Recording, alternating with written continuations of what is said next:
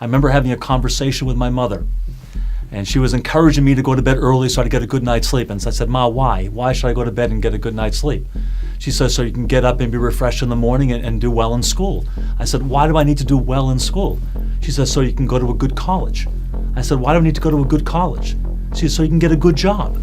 "Why do I need to get a good job?" "So you can have a family and have a house and have the nice things of life." And I said, "Well, okay, if I have all those things, then what?" She goes, then nothing, that's it." I said, "Is that all there is?" Being the only son of a Jewish mother, I was made to feel like I was the center of the universe. It was all about me. And then in the world, when it wasn't about me, it was shocking to me. And I wanted it to be about me. I sought the approval and the affirmation and the confirmation of these things from other people, that in fact it was about me and that I was the center of the universe. I went to a private school and we had to study the life of Jesus at that private school.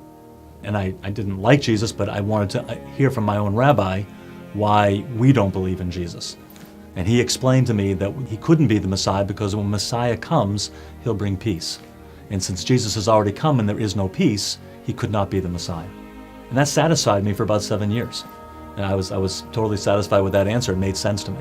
In college, I became a theoretical Marxist. I believed that what the world needed was radical social change, that instead of people competing against each other in the marketplace, that government would come and would create an equal playing field, and even more than that, would create equal outcomes for everyone in the culture. If we could get rid of the competitiveness and the adversarial relationship that I saw in the culture, and we could work towards cooperation, we could create a better world together. And I really wanted to make a better world. That was I saw this as a source of significance and purpose in my life, that I could help bring about a better world for mankind.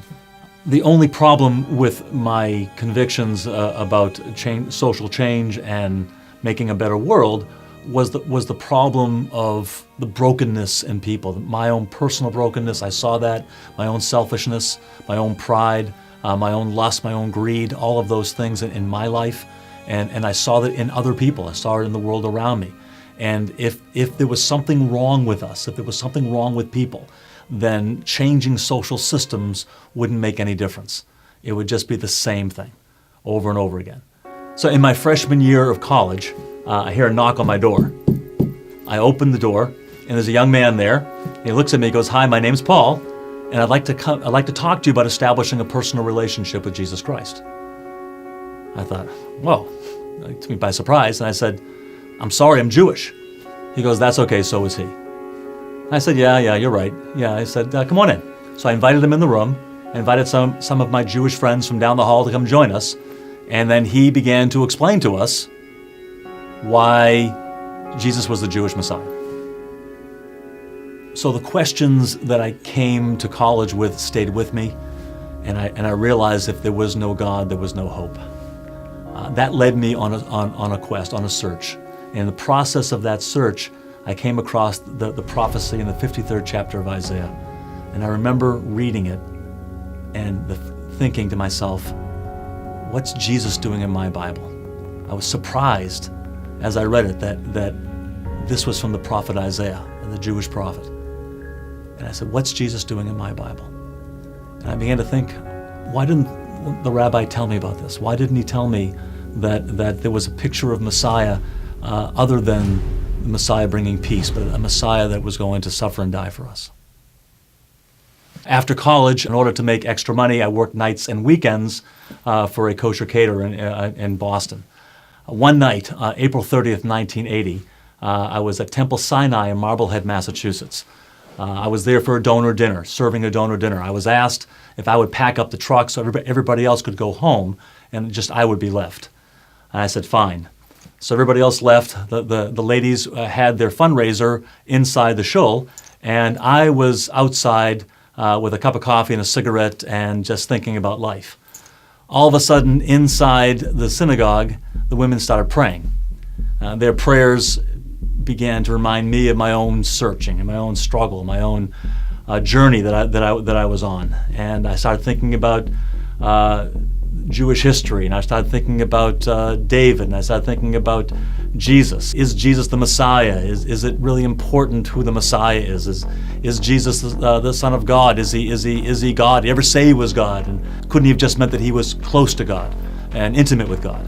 And I said, what difference does that make what the name of God is, as long as we live a good life?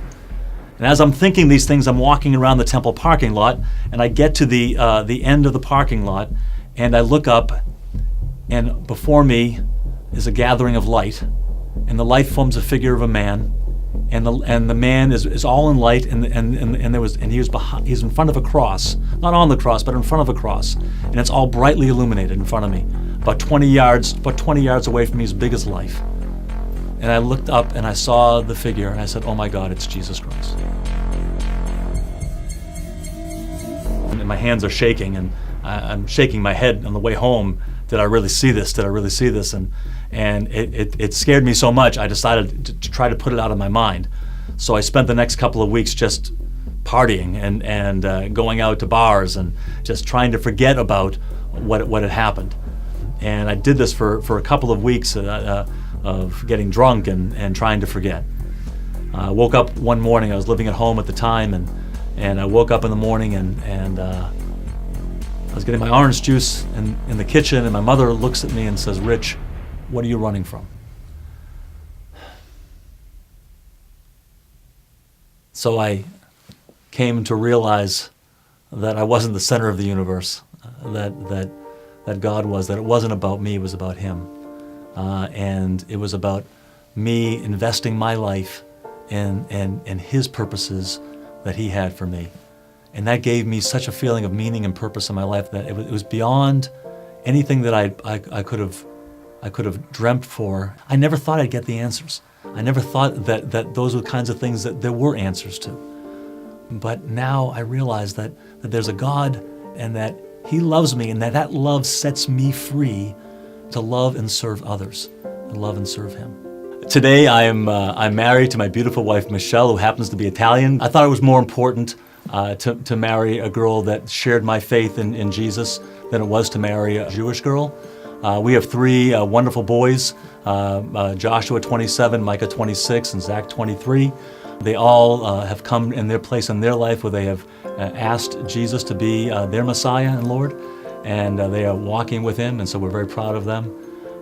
Presently I'm teaching as a professor in a graduate school in New York City, and really delight in being able to share my experience and my journey in my life with these young people in the context of a learning environment.